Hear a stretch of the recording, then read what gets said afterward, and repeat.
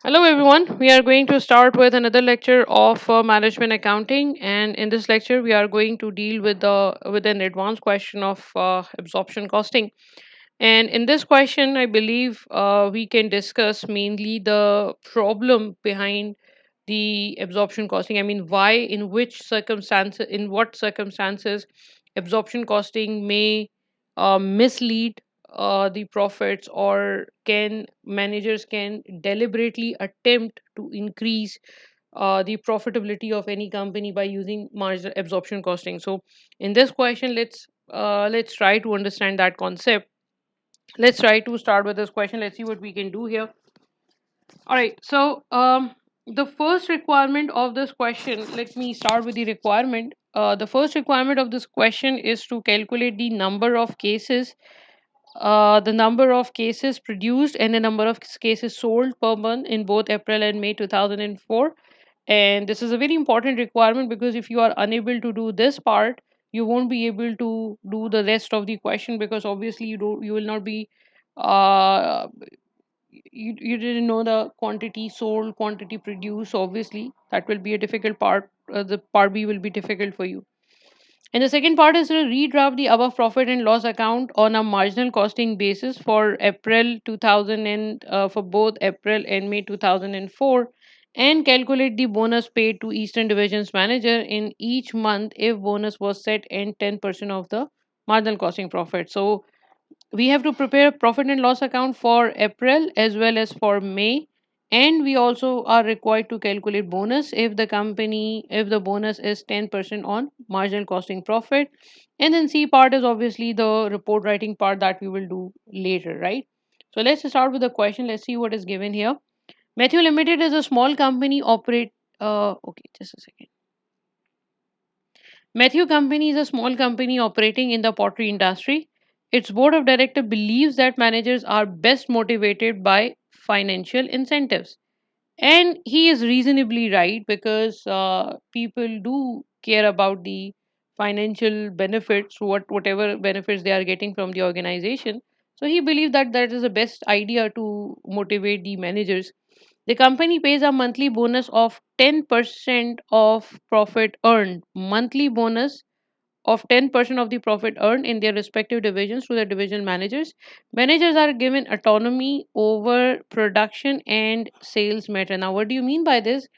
This means that manager can produce whatever the quantity they want to produce, and managers can sold whatever quantity they want to sell to their division, to any other division. I mean, to any other a customer, to any customer of the other vicinity or anywhere else. So that's completely okay for the company.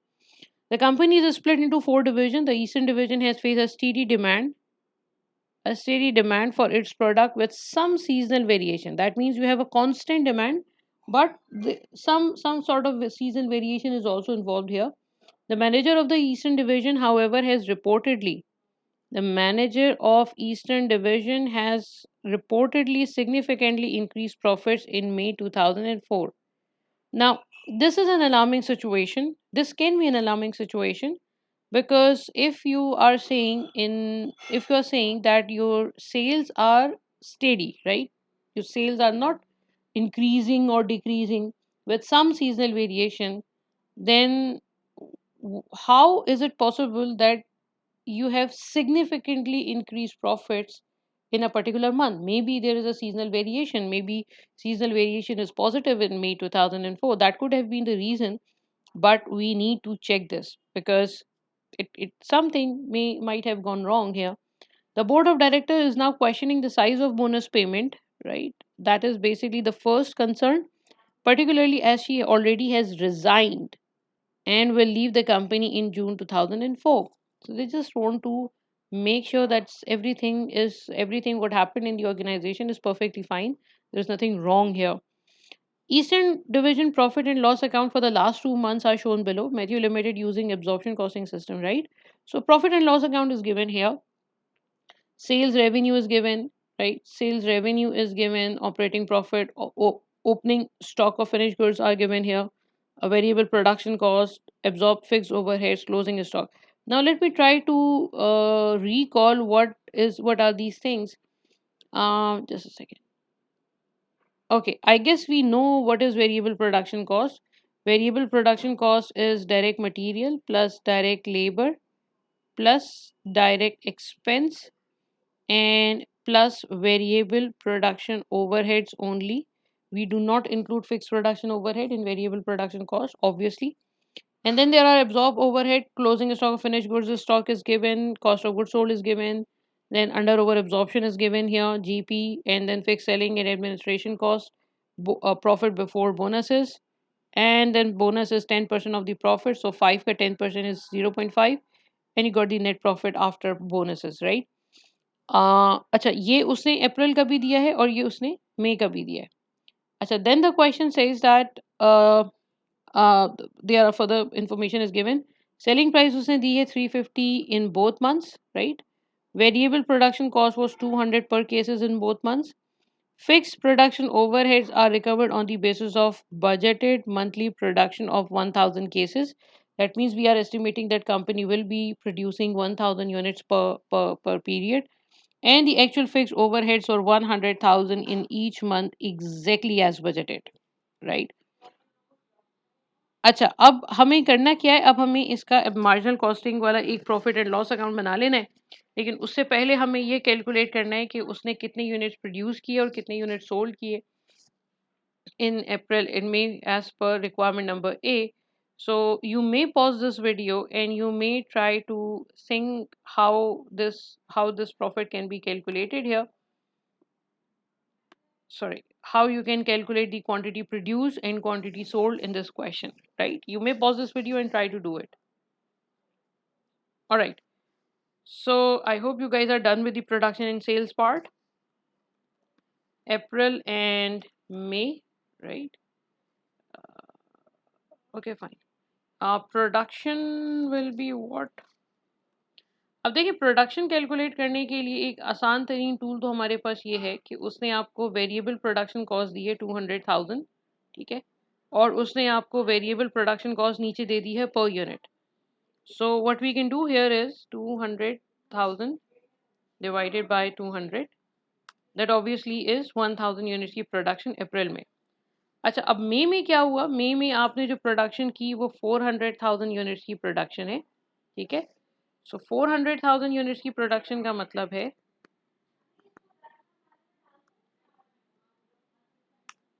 Right, it's around 2000. So production आपकी मई में double की आपने. क्यों double की ये अभी हमें नहीं पता, मे बी सेल ज़्यादा हुई हो.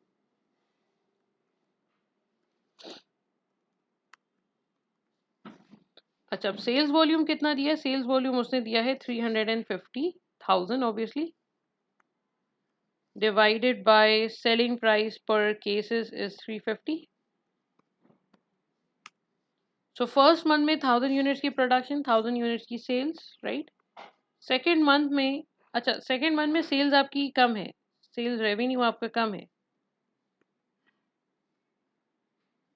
350.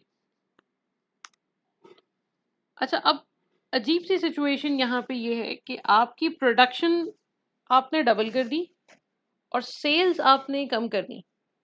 अब इसका क्या रीज़न हो सकता है अभी फ़िलहाल हमें नहीं पता, लेकिन एक पॉसिबल रीज़न ये हो सकता है कि जैसे अक्सर होता है कि हम क्लोजिंग स्टॉक बिल्ड करते हैं, तो अप्रैल और मई, मई में हमने क्लोजिंग स्टॉक बिल्ड किया, मे बी अप्रैल मई जून, जून में हो सकता है हमारी सेल ज़्यादा हम एक्सपेक्ट कर रहे हो, तो इस वजह से हमने क्लोजिंग स्टॉक ज़्यादा मेंटेन किया है. बहरहाल this can be one of the reasons, right. अच्छा, अब हमें इनकम स्टेटमेंट बनानी है. इनकम स्टेटमेंट में we will start with sales revenue for May and नहीं sorry April and May, right. अच्छा, सेल्स रेवेन्यू तो वही रहेगा, sales revenue will be 350,000, right. और उसके बाद हम माइनस करते हैं variable cost of goods sold. Marginal costing है ना, तो उसमें तो वेरिएबल कॉस्ट ही माइनस करेंगे. अच्छा, अब ओपनिंग स्टॉक कितना लेंगे यहाँ पे, ये थोड़ी सी एक कैलकुलेशन है. आई एम नॉट श्योर आप लोगों को समझ में आई है, अगर आप लोगों ने अटेम्प्ट किया अब तक तो. देखिए, ओपनिंग स्टॉक में उसने आपको 9,000 दिया हुआ है यहाँ पे, ठीक है। Let me try to highlight this. 9,000 उसने दिया हुआ है यहाँ पे। अच्छा, अब ये जो 9,000 है, ये ओपनिंग स्टॉक की वैल्यूएशन है।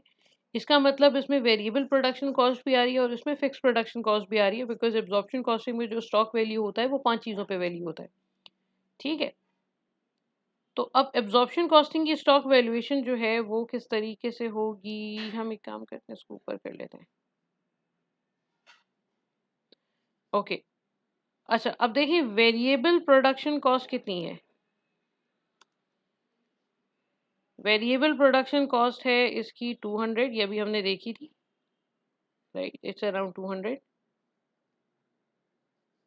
और फिक्स सेलिंग कॉस्ट कितनी है, सॉरी फिक्स प्रोडक्शन कॉस्ट कितनी है। फिक्स प्रोडक्शन कॉस्ट के लिए, अच्छा अब उसने क्वेश्चन में क्या कहा है, उसने कहा है क्वेश्चन में कि देखिए जी, बजटेड प्रोडक्शन जो है वो तकरीबन around, budgeted fixed overheads 1 lakh के, which was exactly, actual fixed overheads 1 lakh के, which is exactly same as budgeted. और बजटेड प्रोडक्शन जो है वो हर दफ़ा 1000 केसेस की होती है। तो इसका मतलब ये है कि जो फिक्स्ड ओवरहेड एब्जॉर्प्शन रेट है that will be 100,000 divided by 1000, right. So manufacturing cost will B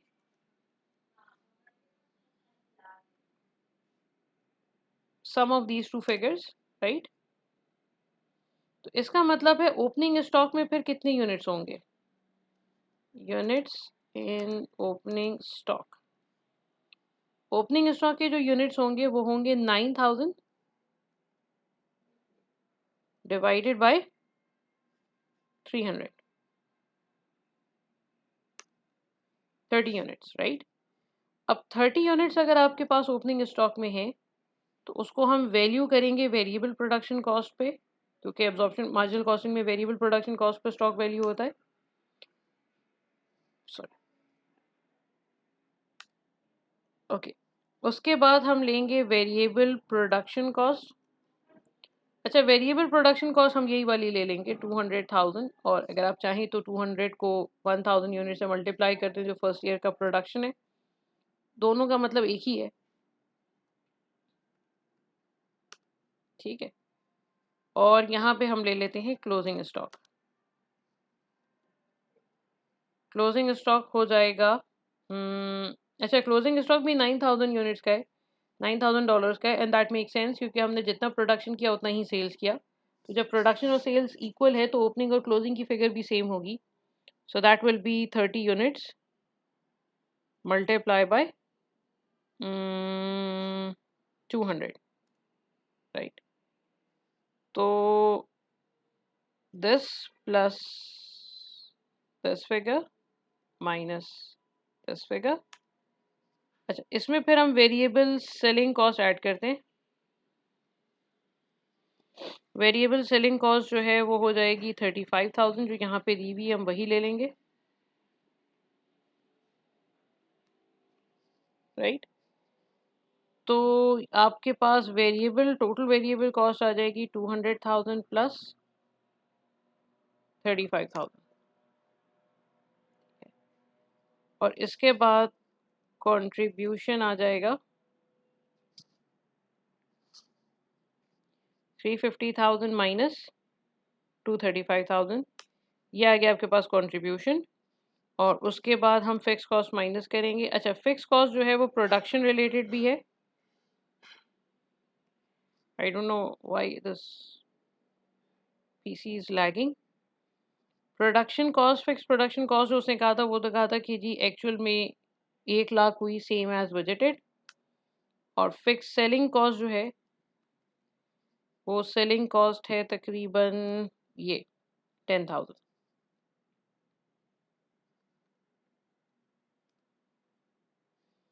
so profit कितना हो जाएगा, प्रॉफिट हो जाएगा आपका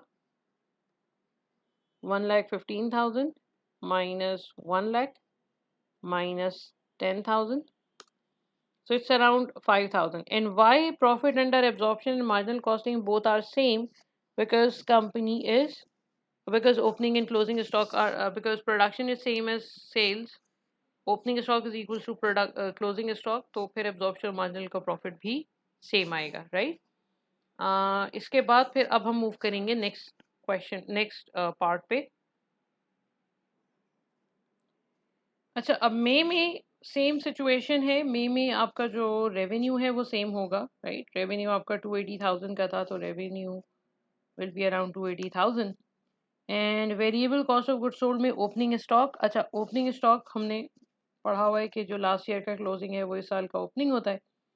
So this is the closing stock, which will be the opening stock of this month. And variable production cost will remain same, 400,000, right? And closing stock. Now, question: closing stock is an issue. See, opening stock was 30, right? चलिए मैं इसको यहाँ पे कर देता हूँ. Opening stock was 30 units, and the company produced 2,000 units here, right? 2,000 units की production की आपने मई में, and the sales were around 800, and the closing stock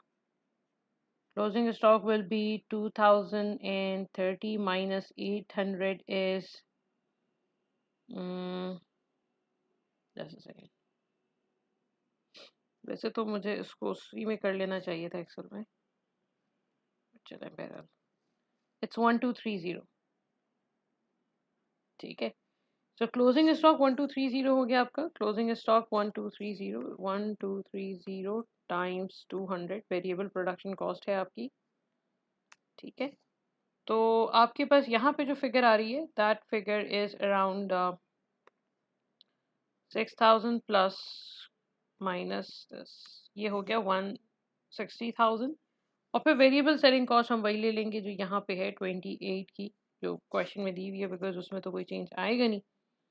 28,000 हम यहाँ पे ले लेते हैं, तो वेरिएबल प्रोडक्शन कॉस्ट टोटल हो जाएगी। ये प्रोडक्शन रिलेटेड है, ये सेल्स रिलेटेड है। This is the variable total production cost and contribution margin will be 280 minus this figure. This is the contribution margin, right. अच्छा, उसके बाद हम प्रॉफिट फिक्स कॉस्ट माइनस करेंगे। Fix cost, fix production overhead वो same as budgeted हैं। Fix selling overhead जो है वो भी तकरीबन उतने ही हैं, 10,000, ठीक है। तो प्रॉफिट कितना हो गया आपको? 92,000 माइनस 1 लाख माइनस 10,000, तो प्रॉफिट हो गया आपको, उप्स देयर इज अ लॉस। अच्छा, अब मसला क्या है? अब मसला देखें, अब इशू सारा जो मतलब जो एक डाउट क्रिएट हो रहा है वो ये हो रहा है कि एब्जॉर्प्शन कॉस्टिंग में आपका प्रॉफिट आ रहा है 102,000, ठीक है। और मार्जिनल कॉस्टिंग में प्रॉफिट नहीं आ रहा, इनफैक्ट मार्जिनल कॉस्टिंग में तो लॉस आ रहा है। और एब्जॉर्प्शन कॉस्टिंग में प्रॉफिट आने की वजह से आपको 10,200 का बोनस भी मिला एक महीने में। इट्स बिग अमाउंट, जबकि प्रैक्टिकली तो अभी नज़र नहीं आ रहा, क्योंकि पोजीशन ही आपकी ऐसी नहीं है कि आप इसमें प्रॉफिट जनरेट कर सकें। सो ये जो पॉइंट है ये बेसिकली हमने, सॉरी मैं बताना भूल गई, ये हमने बेसिकली ये वाला पॉइंट कवर कर लिया है कि जी आपने प्रॉफिट कैलकुलेट करना है। अच्छा, जो बोनस आपको मिलेगा वो फर्स्ट मंथ में तो बोनस मिलेगा, क्योंकि फर्स्ट मंथ में जो है वो आपका प्रॉफिट है, profit after bonus is 500 minus this figure. और यहाँ पे बोनस जाहिर सी बात है नहीं होगा, तो आपका जो प्रॉफिट है वो सेम रहेगा, ठीक है। अच्छा, लॉस जो है वो आपका सेम रहेगा। अच्छा, अब उसने कहा कि explain the supporting figures any differences between the net of the bonus profit in B and those in absorption costing, ठीक है। वो प्रॉफिट्स में क्या डिफरेंस आ रहा है? Discuss any apparent problem associated with the performance and discuss the wisdom of bonus being paid on profits calculated on absorption costing basis and suggest and justify two alternative bonus schemes. तो पहले तो हम ये बात कर लेते हैं, explain with supporting figures any differences between the net bonus profit figures in B and those in absorption costing. अच्छा, अब देखें यहाँ पे चूंकि हमारा प्रॉफिट सेम आ रहा है, ठीक है। अच्छा, इसको पहले क्लासीफाई कर लेते हैं कि किस में क्या बात करेंगे, हम किस पॉइंट में क्या चीज़ लिखेंगे। देखिए, इसमें तो उसने सिंपली ये बात की है कि डिफरेंस जो आ रहा है बोनस में जो डिफरेंस आ रहा है, नेट ऑफ बोनस फिगर्स में जो डिफरेंस आ रहा है वो क्यों आ रहा है, तो वो डेफिनेटली इस वजह से आ रहा है क्योंकि प्रॉफिट्स दोनों में डिफरेंट हैं, ठीक है। अच्छा, इसके बाद यहाँ पे वो किसी प्रॉब्लम की बात कर रही है कि अगर आपको लगता है कि कोई मसला है तो आप वो डिस्कस कर लें। मसले का नाम नहीं लिया, बट मसला है तो डिस्कस कर लें। और फिर उसने कहा कि जी जो हम बोनस स्कीम को हमने 10% ऑफ द प्रॉफिट पे वेस्ट किया हुआ है, तो उसके पीछे विजडम क्या हो सकती है वो उसने बोला है, and then you are suppose to recommend something better, right? So सबसे पहले तो हम यहाँ पे ये डिस्कस कर लेते हैं कि देखिए, फर्स्ट केस में जो प्रॉफिट आफ्टर बोनस है एब्जॉर्प्शन कॉस्टिंग का, और प्रॉफिट आफ्टर बोनस है मार्जिनल कॉस्टिंग का, ये दोनों सेम है। उसका रीज़न ये है कि जो आपका ओपनिंग, आपकी प्रोडक्शन और सेल सेम है, ओपनिंग क्लोजिंग स्टॉक आपका सेम है, तो जब ओपनिंग क्लोजिंग सेम होगा तो एब्जॉर्प्शन और मार्जिनल कॉस्टिंग का प्रॉफिट जो है वो सेम आता है, उसमें कोई डिफरेंस नहीं आता। अच्छा, अब मई के महीने में क्या हुआ? मई के महीने में हुआ ये कि आपका जो ओपनिंग स्टॉक था वो 30 यूनिट्स का था, ठीक है? ओपनिंग स्टॉक आपका, चलो मैं यहाँ लेते हैं, जो ओपनिंग स्टॉक था मई के महीने में, ओपनिंग स्टॉक था तकरीबन 30 यूनिट्स का, और जो आपका क्लोजिंग स्टॉक हुआ है वो क्लोजिंग स्टॉक हुआ है तकरीबन 1230 का। तो इसका मतलब क्या हुआ? इसका मतलब ये हुआ कि आपका जो चेंज इन क्लोजिंग स्टॉक आया है, वो चेंज इन क्लोजिंग स्टॉक आया है तकरीबन 1200 यूनिट्स का चेंज इन क्लोजिंग स्टॉक है, राइट? तो अब ये जो बेसिकली डिफरेंस आ रहा है, चेंज इन, इतना जो डिफरेंस आ रहा है, ये इसकी वजह से जो है वो आपके प्रॉफिट चेंज हो रहे हैं, ठीक है? अगर मैं चेंज इन क्लोजिंग स्टॉक को मल्टीप्लाई कर दूं फिक्स्ड ओवरहेड एब्जॉर्प्शन रेट के साथ, तो this figure multiplied by fixed overhead absorption rate, तो एब्जॉर्प्शन कॉस्टिंग का प्रॉफिट ले लेंगे। एब्जॉर्प्शन कॉस्टिंग का प्रॉफिट क्वेश्चन में दिया हुआ है 102,000, ठीक है? और उसमें से हम change in closing stock deduct कर लेंगे, एडजस्ट कर लेंगे, ठीक है? और मेरे पास प्रॉफिट अंडर मार्जिनल कॉस्टिंग आ जाएगा, ठीक है? अच्छा, इसको हम न्यूट्रलाइज कर लेते हैं, मल्टीप्लाई बाय -1 कर लेते हैं, ताकि फिगर जो है वो आपकी पॉजिटिव में आ जाए। अच्छा, अब मसला ये है कि इंक्रीज इन क्लोजिंग स्टॉक है, तो इंक्रीज इन क्लोजिंग में एब्जॉर्प्शन कॉस्टिंग का प्रॉफिट ज़्यादा होता है, तो अगर हम मार्जिनल में जाते हैं तो इन दोनों फिगर्स को हम यहाँ पे माइनस करेंगे। तो ये मुझे बेसिकली रीज़न बता रहा है कि क्यों मेरे एब्जॉर्प्शन और मार्जिनल कॉस्टिंग का प्रॉफिट डिफरेंट है, और इस डिफरेंस की वजह से आपके जो, इस डिफरेंस की वजह से आपके जो बोनस है, जाहिर सी बात है फिर वो भी चेंज होगा। तो दिस इज़ बेसिकली इसकी वजह से बेसिकली आपका प्रॉफिट आफ्टर बोनसेस जो है वो भी चेंज हो रहे हैं। एक तो रीज़न क्लोजिंग स्टॉक है, और दूसरा रीज़न ये है कि जो एब्जॉर्प्शन कॉस्टिंग है उसमें जाहिर सी बात है आपको बोनसेस मिल रहे हैं, मार्जिनल कॉस्टिंग में आपको बोनसेस नहीं मिल रहे। तो ये दूसरा रीज़न है। तो दो रीज़न्स हैं जिसकी वजह से net profit after bonus different है। पहला तो क्लोजिंग स्टॉक का मसला है, और दूसरा मसला जो है वो ये है कि आपका जो बोनस है वो एक जगह पे है, एक पे नहीं है। तो these are the two reasons why absorption costing profit is different as compared with marginal costing. Why these two figures are different? अच्छा, discuss any apparent problem associated with the performance. अच्छा देखिए, अब मसला क्या है? मसला ये है कि हम एब्जॉर्प्शन में जब डील कर रहे हैं तो हमें लग रहा है कि wow, what a brilliant performance by the company. I mean, there's a massive increase in profitability as compared with the previous month. But there are two problems. The first problem is that sales has been reduced, right? Sales were 800 in May. However, sales in the previous month were, I mean, sales in April were around 1,000 units. So there is a reduction in sales, and there is a huge increase in profitability for the month of May. So this is actually showing you a wrong performance, right? An inappropriate, a wrong performance. So you can say there is a window dressing in the profit statement, because this is not reflecting the real performance. Real performance के ऊपर अगर आप जाएं तो अगर आपका sales कम हुआ है तो टेक्निकली आपके प्रॉफिट्स को कम होना चाहिए था। अच्छा, अब एक तो यहाँ पे जो शुरू में मैंने, अच्छा अब इसका रीज़न क्या है? इसका रीज़न ये है कि आपने जो प्रोडक्शन की वो बहुत ज़्यादा कर दी, सेल्स नहीं है। और जैसा हमने क्लास में भी डिस्कस किया था कि जब क्लोजिंग स्टॉक बहुत ज़्यादा होता है तो क्लोजिंग स्टॉक अपने साथ इस साल की फिक्स कॉस्ट नेक्स्ट पीरियड में लेके जाता है। तो आपकी तकरीबन कितने का क्लोजिंग स्टॉक है? आपके तकरीबन 1230 का क्लोजिंग स्टॉक है। इसका मतलब 30 यूनिट्स की फिक्स कॉस्ट प्रीवियस पीरियड से आई, और इस पीरियड से जो अगले पीरियड पे कॉस्ट गई है वो 1230 की कॉस्ट गई है। तो 30 यूनिट्स की कॉस्ट आ रही है और 1230 की कॉस्ट जा रही है। सो मैसिव चेंज है आपकी कॉस्ट को के ट्रांसफर में, राइट। तो इसका मतलब है कि इस पीरियड की एक सिग्निफिकेंट फिक्स कॉस्ट ऐसी है जो कि हमने अगले पीरियड में ट्रांसफर कर दी है। तो इसका मतलब इस पीरियड में जो फिक्स कॉस्ट चार्ज हुई है वो बहुत कम है, and that is basically the reason why your profits are in absorption costing are higher, because you have charge very low amount of fixed overhead in this period, right. अच्छा, अब मैंने शुरू में कहा था कि भाई ये सीजनल वेरिएशन का मसला हो सकता है कि हमने आगे फोरकास्ट किया कि भाई सेल्स हमारी ज़्यादा होने वाली है, जैसे बकरीद की सीज़न में मसालों की सेल्स बढ़ जाती है, तो हमने कहा चलो हम प्रोडक्शन करके रख लेते हैं, फिर उधर कहाँ प्रोडक्शन हम करेंगे लास्ट मोमेंट पे। लेकिन जो दूसरा मसला इस वक्त नज़र आ रहा है वो ये आ रहा है कि आपका जो मैनेजर है ना वो बेसिकली रिज़ाइन कर चुकी है। तो अगर अगर वो रिज़ाइन कर रही है तो इसका मतलब है there is something wrong, because उसको पता है कि जब अगली दफ़ा हम जाएँगे, अगली दफ़ा जब ओपनिंग स्टॉक होगा इतना मैसिव, तो अगली दफ़ा पे ज़ाहिर-सी बात है हर दफ़ा तो आप प्रोडक्शन एक्सेसिवली नहीं कर सकते ना। तो नेक्स्ट मंथ जब आप प्रोडक्शन नेक्स्ट मंथ जो है वो इसका इम्पैक्ट डेफ़िनिटली आएगा। तो जब नेक्स्ट मंथ ऐसा होगा कि जी प्रीवियस पीरियड से फिक्स कॉस्ट बहुत ज़्यादा आ गई और इस पीरियड से फिक्स कॉस्ट नहीं जा पा रही है, तो आपकी प्रॉफिटेबिलिटी कम होगी, आपकी आपकी परफॉर्मेंस पे लोग क्वेश्चन करेंगे।